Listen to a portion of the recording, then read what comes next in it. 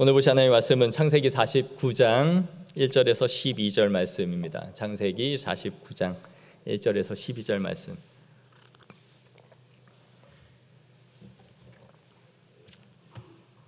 효자 효녀는 예배 시간에 항상 잠을 잡니다. 부모님 예배 잘 드리도록. 우리 교독하겠습니다. 제가 먼저 읽겠습니다. 야곱이 그 아들들을 불러 이르되 너희는 모이라. 너희가 후일에 당할 일을 내가 너희에게 이르리라. 너희는 모여 들으라. 야곱의 아들들아, 너희 아버지 이스라엘에게 들을지어다. 르우벤아, 너는 내 장자요 내 능력이요 내 기력의 시작이라. 위풍이 월등하고 권능이 탁월하다마는 물에 끓음 같았은즉 너는 탁월하지 못하리니 내가 아버지의 침상에 올라 더럽혔음이로다. 그가 내 침상에 올랐었도다. 시몬과 레위는 형제요 그들의 칼은 폭력의 도구로다. 내 후나 그들의 모의에 상관하지 말지어다. 내 영광아 그들의 집회에 참여하지 말지어다. 그들이 그들의 분노대로 사람을 죽이고 그들의 혈기대로 소의 발목 힘줄을 끊었음이로다. 그 노여움이 혹독하니 저주를 받을 것이요 분기가 맹렬하니 저주를 받을 것이라. 내가 그들을 야곱 중에 나누며 이스라엘 중에서 흩으리로다. 유다야, 너는 내 형제의 찬송이 될지라. 내 손이 내 원수의 발목을 잡을 것이요 내 아버지의 아들들이 내 앞에 절하리로다. 유다는 사자 새끼로다. 내 아들아 너는 움킨 것을 찢고 올라갔도다. 그가 엎드리고 웅크림이 수사자 같고 암사자 같으니 누가 그를 범할 수 있으랴. 규가 유다를 떠나지 아니하며 통치자의 지팡이가 그 발 사이에서 떠나지 아니하기를 실로가 오시기까지 이르리니 그에게 모든 백성이 복종하리로다. 그의 나귀를 포도나무에 매며 그의 암나귀 새끼를 아름다운 포도나무에 맬 것이며 또 그 옷을 포도주에 빨며 그의 복장을 포도즙에 빨리로다. 그의 눈은 포도주로 인하여 붉겠고 그의 이는 우유로 말미암아 희리로다. 아멘. 우리가 벌써 창세기 강의를 시작하고 49장에 이르렀습니다. 지난주에 야곱이 자신의 임종이 가까워 온다는 것을 알고 요셉의 두 아들을 불러서 자신에게 입양을 시키고 축복을 하는 것을 살펴봤죠. 그리고 오늘 우리가 읽은 이 창세기 49장은 우리가 소위 야곱의 축복이라고 부르는 장입니다. 12아들들을 하나씩 축복하는 내용인데 사실 그 내용을 보면 축복만 있는 것이 아니고요. 그 안에는 저주의 내용도 함께 있습니다. 그러니까 이 장은 축복이라기보다는 예언적 성격을 담은 야곱의 유언이라고 할 수 있어요.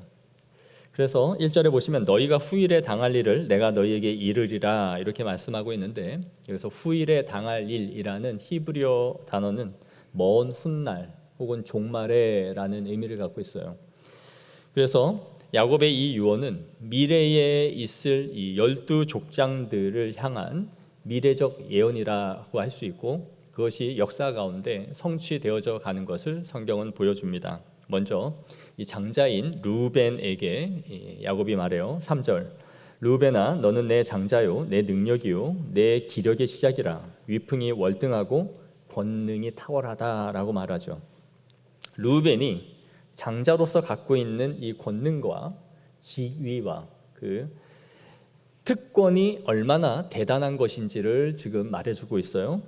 오늘날 핵가족 시대에서는 이 장자의 위치가 별로 큰 의미가 없지만 옛날처럼 뭐 5남매, 7남매 그 이상의 많은 대가족들은 이 장자의 위치가 거의 아버지 다음으로 항상 생각이 되죠. 그래서 아버지 부재 시에는 장자가 하는 말이 곧 아버지의 말과 같이 집안의 모든 경조사가 이루어지는 것이 우리의 관례죠.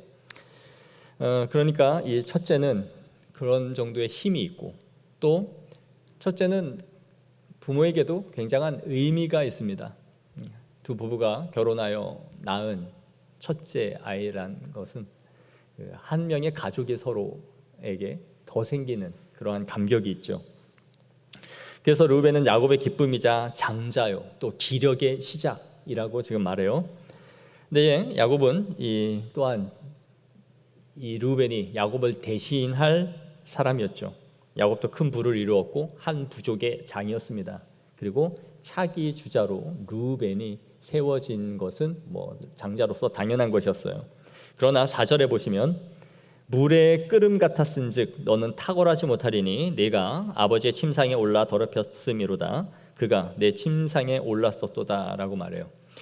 르우벤이 갖고 있었던 장자로서의 이 권능이 그의 이 부정한 행위로 인하여 큰 손상을 입게 된 것을 말합니다. 여기서 끌타라는 히브리어 단어는 무법한 자의 행동을 말하는 단어예요. 네가 법도 없이 어떠한 행위를 넘어섰다라는 것으로 지금 말하고 있는 것이죠. 이 예언의 배경은 창세기 35장 22절입니다. 거기 보면 이스라엘이 그 땅에 거주할 때에 르우벤이 가서 그 아버지의 첫 비라와 동침하였더니 이스라엘이 이를 들었더라. 야곱이 당시에 이 일에 대해서 알면서도 아무 말도 하지 않았습니다. 르우벤은 아마 아버지가 몰랐다라고 생각을 했을 것 같아요. 그렇지만 야곱은 이것을 마음 깊이 간직하고 있었고 그가 임종하기 직전에 이 축복을 하면서 르우벤의 장자권을 이때 박탈시켜 버리는 것이죠. 아버지의 아내를 범하는 것은 율법을 범하는, 철저하게 금하는 것이었죠. 이러한 것은 성경에서 폐륜이고 오늘날도 이런 일은 거의 있을 수 없는 일이라 할 수 있겠죠. 그런데 이러한 폐륜을 보여주는 본문이 어디냐면 압살롬이 아버지의 왕이 다윗의 왕위를 찬탈하고 나서 한 행위를 보면 알 수 있어요. 뭐랍니까? 백주 대낮에 그의 후궁들을 전부 다 겁탈하는 걸 보여주죠. 이 행위가 의미하는 것은 내가 아버지의 위치에 이르렀다, 그거를 보여주는 거예요. 내가 다 지배하고 있다라는. 그러니까 아버지와 내가 거의 동등함을 보이려고 하는 행위죠. 그러니까 이건 선을 넘은 것이었습니다. 야곱의 이 예언은 이 르우벤의 행위에 대해서 지금 지적하고 있는 것이라 할 수 있어요. 이 예언대로 르우벤은 장자권을 박탈당하게 되고 이후에 이스라엘 역사에 보면 르우벤 지파에서는 왕도 없고 선지자도 없고 사사도 나오지 않습니다. 요단 동편 땅을 분배받지만 그냥 사그러져가는 어떠한 두각을 이스라엘 열왕기 어디를 봐도 나타내는 적이 없어요. 그렇게 그냥 끝이 나고 마는 거죠. 그래서 장자로서의 어떤 능력도 발휘하지 못하는 것을 보게 됩니다. 르우벤은 사실 장자로서 받을 복이 정해져 있는 사람이었어요. 우리가 소위 그 떡상이라는 말을 하죠. 잘 차려진 상에 숟가락만 얹으면 되는 그런 존재가 바로 르우벤이었습니다. 장자로서 모든 것을 자기가 이미 확보하고 있는 위치에 그냥 태어난 거예요. 그런데 끓는 물과 같아서 그의 순간적인 성적 충동을 이기지 못하고 장자권을 잃어버리고 마는 것을 지금 보여주는 것입니다. 그런데 이것은 영적으로 우리가 보면 우리의 영적인 상태, 우리의 모습을 그대로 보여주죠. 아담은 하나님이 창조하실 때부터 왕의 대권을 가진 사람이었습니다. 하나님의 장자라고 할 수 있죠. 하나님이 잘 만들어주신 에덴 동산, 그 창조 세계에 그냥 그곳에 잘 기거하면서 생육하고 번성하고 땅에 충만하면 됩니다. 잘 먹고 누리면서 그곳에서 자신에게 주신 역량에 따라서 창조 세계를 잘 다스리고 지키는 것이 그의 사명이었죠. 하지만 아담은 그 자리를 만족하지 못합니다. 나도 하나님처럼 되고 싶다라는 야망을 품게 되죠. 나도 하나님만큼 올라갈 수 있어. 그 야망을 선을 넘어서서 결국 선악과를 먹게 되고 그가 가진 이 부요한 장자권을 한 번에 잃어버리는 것이 바로 아담이죠. 그리고 아담의 후손인 우리들도 그 장자로서의 복을 걷어차버린 사람들이에요. 그것을 완전히 잃어버려서 그 타락으로 말미암아 우리가 현재의 이러한 어떻게 보면 비천한 삶을 사는 거죠. 우리가 아무리 이 세상에서 많은 걸 누리고 가졌다 할지라도 우리가 잃어버린 하나님의 왕국으로서의 특권을 생각할 때에 정말 땅끝까지 떨어졌다. 우리 자체가 그렇게 말할 수 있는 거예요. 그래서 우리가 하나님의 왕권을 주신 르우벤과 같은 위치에 처해지고 말았다라는 것을 우리는 생각해 봐야 됩니다. 이어 5절에 시몬과 레위에 대한 예언이 이어집니다. 우리 5절 한번 다 같이 읽겠습니다. 시작. 시므온과 레위는 형제요 그들의 칼은 폭력의 도구로다. 아멘. 이 르우벤이나 시므온, 레위는 사실 뭐 다 한 형제죠. 그 이후에 6 형제들도 다 어머니 한 몸에서 나온 형제들입니다. 그런데 여기서 시므온과 레위를 굳이 한 형제라고 말하는 것은 니들은 결이 같은 애들이야, 한 통이야, 그런 의미예요. 그게 어디서 드러나느냐? 그들의 칼이 폭력의 도구라고 말하고 있어요. 그들의 잔인함을 말해주는 겁니다.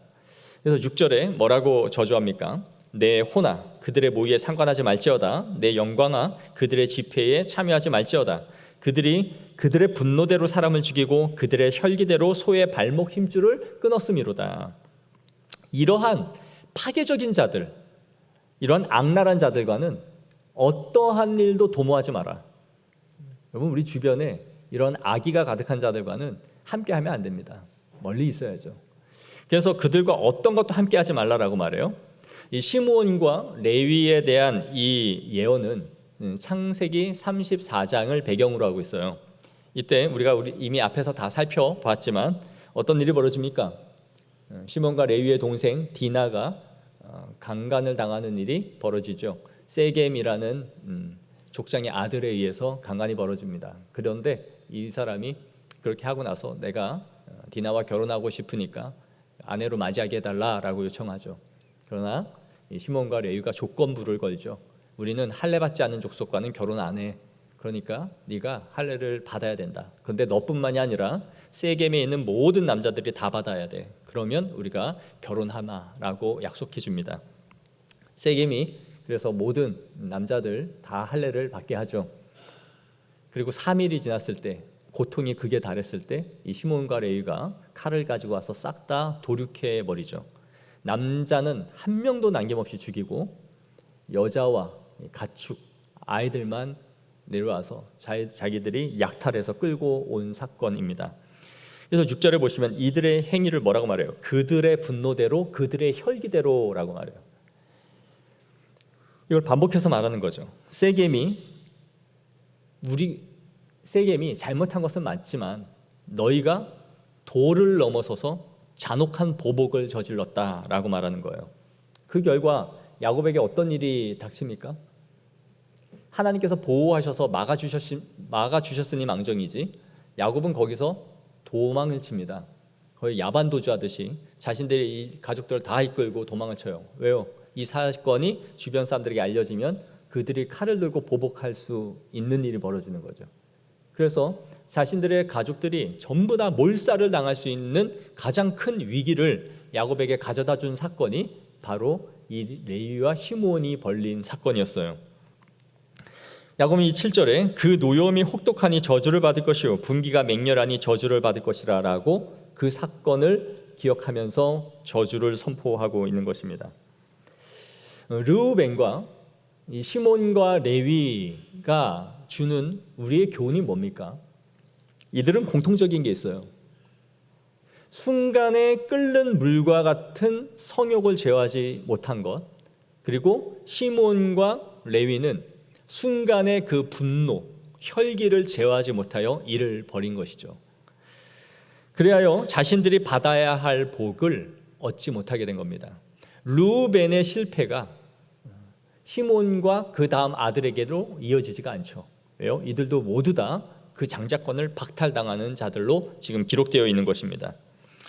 이들은 모두 순간의 정욕과 자신의 혈기를 다스리지 못해서 이루어진 것이죠. 성경은 그래서 우리에게 이 정욕과 혈기에 대해서 계속해서 경고를 합니다. 베드로전서 2장 11절 우리 다 같이 한번 읽겠습니다. 시작.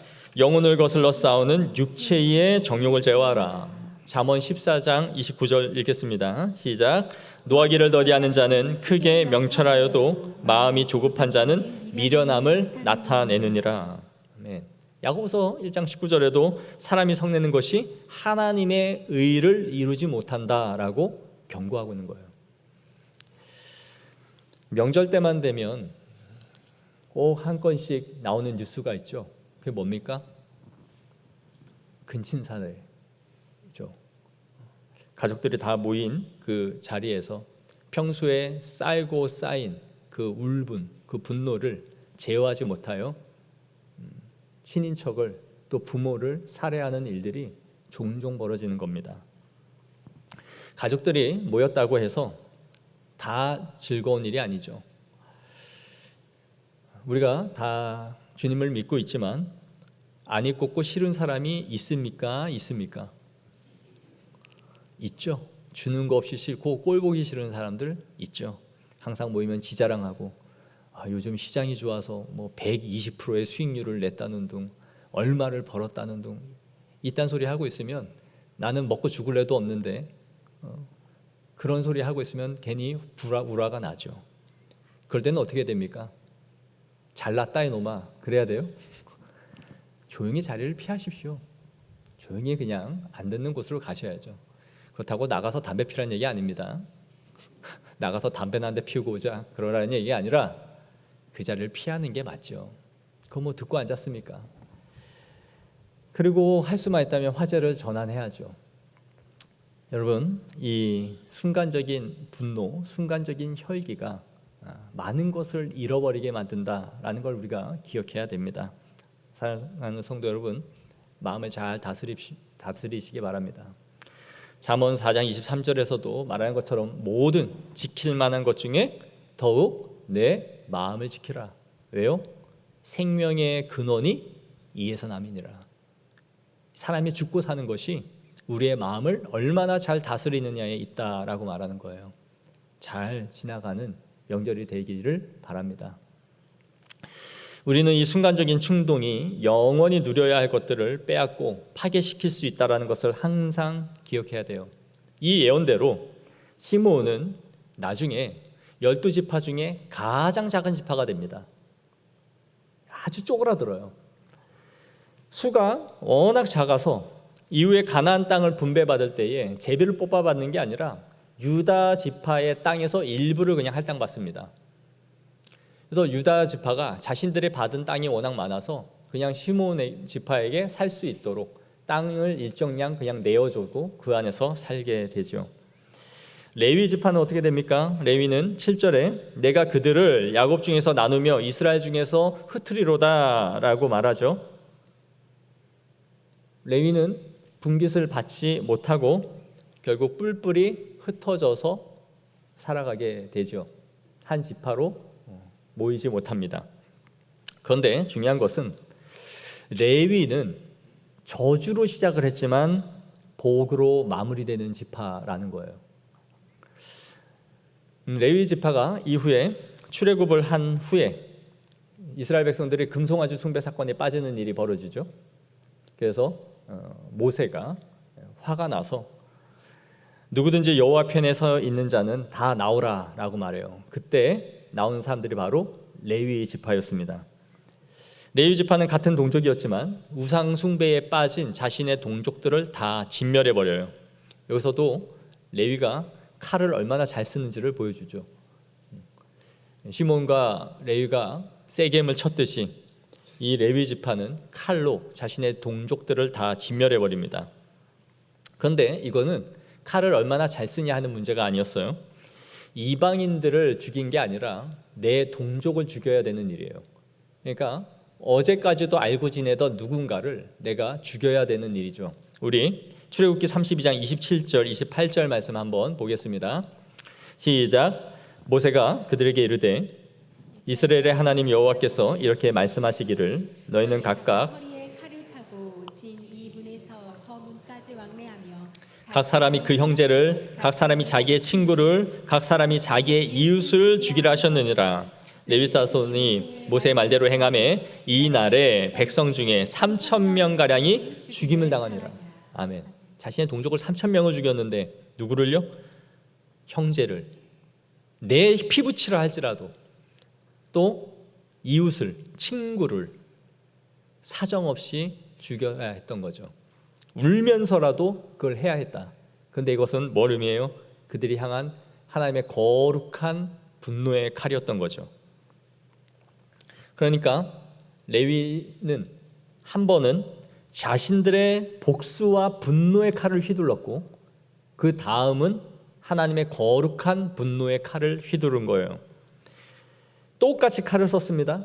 그러나 한 번은 자신의 혈기를 다스리지 못하여 나온 칼이었고, 그 다음은 내가 그러고 싶지 않았지만 하나님의 일을 위하여 울면서라도 감당해야 할 거룩한 칼로 이것을 도려내는 일을 했던 것이죠. 이로 인하여 하나님께서는 레위 지파를 제사장으로 삼으신 것입니다. 레위의 지파에 대한, 레위에 대한 예언대로 이스라엘 백성들은 땅을 분배받지 못하고 흩어지게 되죠.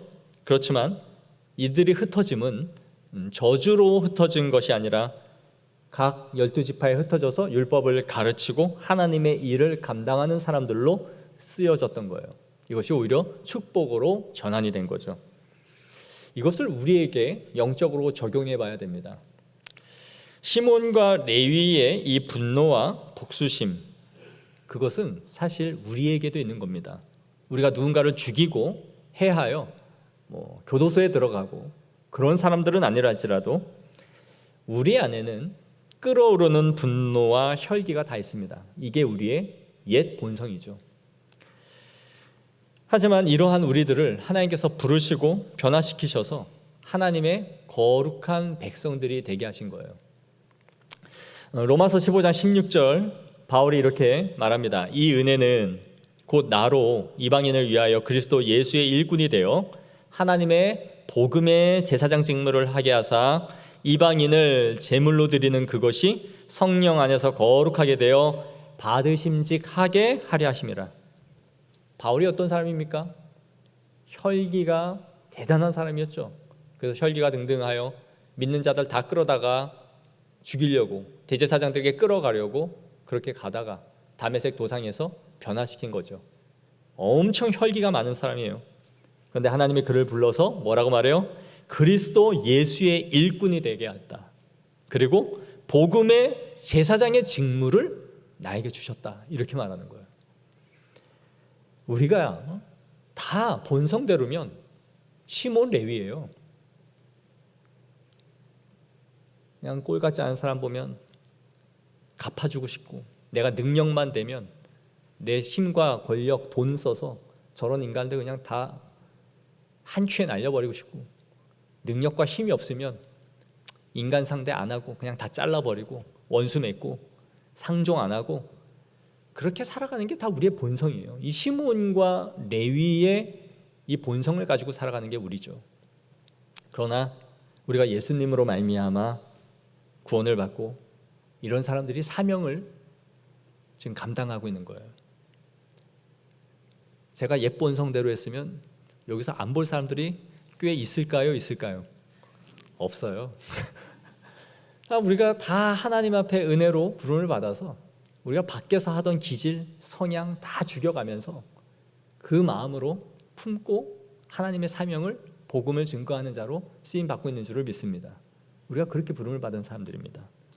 우리가 이전에 가진 것은 잔혹한 분노의 칼이었지만 이제는 그 복수의 칼을 거두고 거룩한 말씀의 검을 부여받은 사람들인 줄 믿습니다. 그래서 우리가 이 시대를 살아가는 레위 지파들이에요. 목회자가 제사장이고 이런 구약적 개념이 아니라 우리는 이 시대에 구별된 레위 지파인 줄을 믿습니다.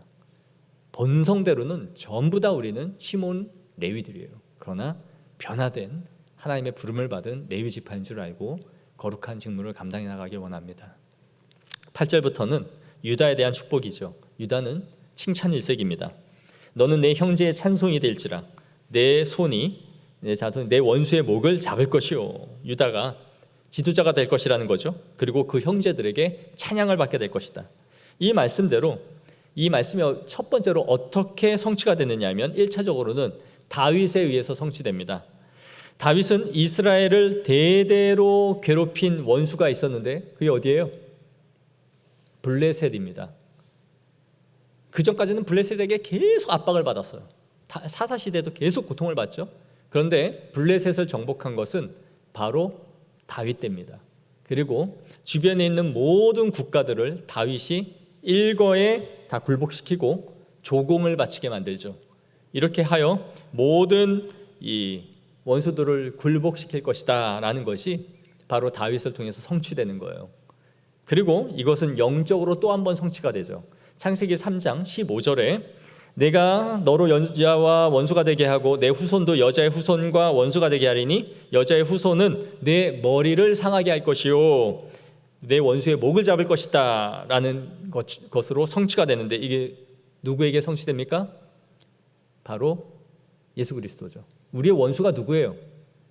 내 남편이요, 내 자식입니다. 그런 말 하는 거 아니죠?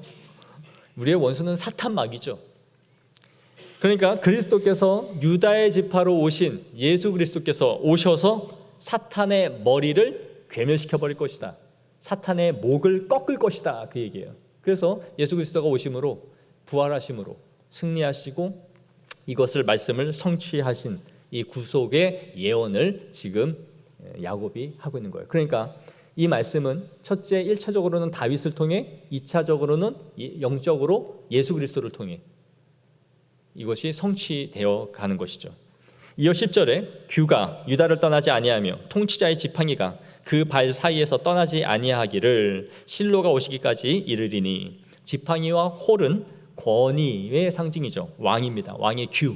그러니까 왕권을 계속 이어갈 것이다. 역시 다윗 최고의 왕으로 유다 지파에서 등극을 하게 되죠. 지금까지도 이 다윗이 얼마나 뛰어났는지 이스라엘 국기에 보면 다윗의 별을 새기죠. 그리고 지금도 다윗과 같은 메시아가 오기를 열망하고 있는 것이 유대인들이지 않습니까?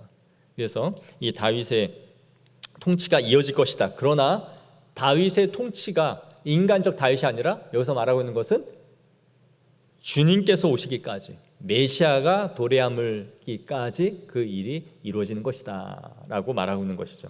11절에 그의 나귀를 포도나무에 매며 그의 암나귀 새끼를 아름다운 포도나무에 맨다, 이렇게 말해요. 이게 무슨 의미냐면 12절도 쭉 보시면 옷을 포도주에 빨고 우유로 말미암아 너의 이가 힐 것이다, 이렇게 축복하죠. 이 의미는 너희가 이 포도나무가 얼마나 무성하고 지천으로 널렸는지 나귀가 포도를 다 따먹어도 신경 쓰지 않을 정도다, 그런 얘기예요. 거기다 메어둔다라는 거, 그거 먹으라고 두는 거잖아요, 나귀가. 그러니까 포도를 다 따먹어도 신경 쓰지 않을 만큼 너에게 포도나무가 넘쳐날 것이다. 포도즙이 얼마나 많은지 거기다가 물처럼 옷을 빨 것이다, 그 집에다가. 그런 말이죠. 그리고 우유가 많다는 건 가축이 많다는 거죠. 그러니까 얼마나 우유가 많은지 그걸 하도 마셔서 이가 휘어졌을 정도로 그렇게 너희가 풍족하게 먹고 마시게 될 거다라고 유다 지파를 축복해 주는 거예요. 이 예언대로 유다 지파는 어떻게 됩니까? 이스라엘 12지파 중에 가장 강성한 지파가 됩니다. 이스라엘이 광야길을 지날 때에 선봉에 서는 지파가 바로 유다 지파예요. 이 선봉에 선다라는 것은 전투에서 가장 중요한 임무를, 진두지휘를 한다라는 걸 의미하죠. 가장 용맹할 때에 선두에 세우잖아요. 그래서 유다 지파는 행군에 나갈 때에도 광야에서 항상 선두에 서는 지파로 쓰임 받습니다. 그리고 이후에 인구조사를 2번을 하게 되는데 그때마다 가장 인구가 많은 지파가 어디예요? 뭘 다 답을 해줬는데 유다 지파겠죠. 유다 지파가 인구가 항상 많습니다. 그래서 가장 강성해요. 그리고 땅을 분배받을 때도 면적이 가장 큰 땅을 받는 것도 유다 지파예요. 이거는 뭐 우리가 인구가 많으니까 큰 땅 주세요, 그런 게 아니에요. 이스라엘 백성들이 분배받을 때 뭘로 했어요? 제비를 뽑았잖아요. 그러니까 하나님이 주시는 거죠, 하나님이. 그래서 가장 큰 땅을 받은 것도 유다 지파입니다. 그리고 가나안 땅에 들어갈 때에 1세대 중에 누가 들어갑니까? 단 2사람, 갈렙과 여호수아죠. 갈렙이 왜 갈렙이에요? 가나안 내가 갈렙, 그래서 이제 내가 갈렙이 된 거죠. 그래서 이 갈렙이 유다 지파 출신이에요. 그리고 가서 자기가 제비 뽑아서 분깃을 얻죠. 그러니까 이 야곱의 예언에 따라서, 그리고 이것이 유다 지파와 메시아를 통해 완전하게 성취되는 것을 성경에서 보여주는 겁니다. 오늘 말씀을 정리할게요. 오늘 야곱의 예언은 축복도 있고 저주도 있죠. 그러니까 야곱의 축복이라고 할 게 아니라 사실은 예언적 유언이다라고 할 수 있어요. 이 예언에 따라서 각 지파들은 성취되어져 갑니다. 르우벤의 권능과 탁월함은 오늘 본문의 끓는 정욕과 같아서 이 장자권을 상실해버리고 말죠. 박탈당했습니다. 그리고 그것이 그의 차자, 그 다음 아들인 시몬과 레위에게 이루어지지 못하죠. 왜요? 이들도 역시 끓는 혈기와 그 분노를 억제하지 못하여 이 복을 이어가지 못합니다. 하지만 레위 지파는 자신들이 받은 저주를 복으로 전환하고 바뀌는 것을 우리가 기억해야 돼요. 그들은 땅을 정말 분배받지 못했고 그 예언대로 정말 흩어져서 48성읍으로 각각 나뉘어서 살아갔습니다. 하지만 이것은 그들에게 복이었어요. 왜요? 사명을 감당하기 위한 흩어짐이었던 것이죠. 그래서 민수기 18장 20절에 보시면 이렇게 말씀합니다. 우리 한번 읽어볼까요? 시작. 여호와께서 또 아론에게 이르시되 너는 이스라엘 자손의 땅에 기업이 없겠고 그들 중에 아무 분깃도 없을 것이나 내가 이스라엘 자손 중에 내 분깃이요 내 기업이니라. 아멘. 누가? 내가, 하나님이 내 기업이 되고 내 분깃이 된다. 최고의 영광을 그들에게 준 거죠. 여러분, 이걸 우리가 영적으로 보면 우리는 아담의 후손들로, 아담의 본성을 따라 루벤과 시몬과 레위 같은 사람들로 살아가는 거예요. 우리가 가진 모든 영적인 권위와 능력을 다 박탈당한 거예요. 그리고 우리는 혈기와 분노대로 살아가는 거죠. 그러나 하나님께서 이런 우리들을, 선을 넘어선 우리의 장자권을 하나님이 회복시키시고 그리스도 유다 지파로 오신 예수 그리스도로 말미암아 우리의 왕위를 복귀시켜 준 거예요. 그래서 우리를 장자로 삼으시고, 장자는 우리 주 예수 그리스도이시고 우리를 입양시키셔서 지난주에 말씀드린 것처럼 하나님의 복을 누릴 수 있는 자녀들로 세워주신 줄을 믿습니다. 사랑하는 성도 여러분, 이 추석 기간 동안 또 가족들을 만날 텐데 비교하지 마세요. 잘났다고 하면 그 박수 쳐줘요. 이 세상 살아가는 사람들 자랑할 게 그거밖에 없어서 자랑하는 거 아니에요? 눈에 보이는 것, 가진 것, 지잘난 것, 그 맛에 사느라고 그거 자랑하는데 영적인 유업과 모든 것을 가진 우리들이 그들에게 잘했다고, 좋겠다고, 축하한다고 그거 해주면 되잖아요. 그런 넉넉함은 우리가 가진 이 유업이 무엇인지, 우리가 모든 것을 가진 사람들인 걸 알 때에 넉넉해지는 거예요. 그거를 비교하면 이제 그때부터는 찌질해지는 거예요. 네 잘났냐? 좀 많아 좋겠다. 이렇게 우리의 마음에 있는 쓴소리가 나가게 되고 거기부터 또 불화가 시작되죠. 우리가 모든 것을 넉넉히 가진 하나님의 백성들임을 기억하시기 바랍니다. 그리고 그 회복된 영광과 유업을 가진 자들로서 당당하게 축복하고 또 함께 즐거운 명절 보내시기를 축복합니다. 기도하겠습니다. 하나님 감사합니다. 우리는 루벤과 시몬과 레위와 같이 우리에게 주신 떡상을 발로 걷어찬 사람들입니다. 더 높아지고 싶고 더 잘나고 싶고 내 힘대로 이루어 보려고 아담의 본성을 따라 내 인생에 거치는 자들은 칼로라도 치고 다 끊어버리고 그러면서 내 능력을 과시하고 싶은 것이 우리의 본성입니다. 그러나 하나님, 우리 주 예수 그리스도의 유다 지파로 오신 그 왕께서 우리의 왕위를 복귀시켜 주시고 다 복구시켜 주시고 새롭게 하여 주셔서 우리의 저주를 복으로 바꿔 주신 분이 우리 주 예수 그리스도이심을 믿습니다. 그 은혜와 감사가 넘쳐나게 하여 주시고 그 은혜를 따라 축복을 흘려보낼 수 있는 사람들이 되게 하여 주시고 이 세상에 살아가면서도 당당함과 고매함과 품위를 잃지 않는 주 안에서 갖고 있는 그 아름다움을 간직하는 거룩한 성도들 되게 하옵소서. 전능하신 예수 그리스도 이름으로 기도하옵나이다. 아멘. 교회 소식 전해드리겠습니다. 우리 새로 오신 분들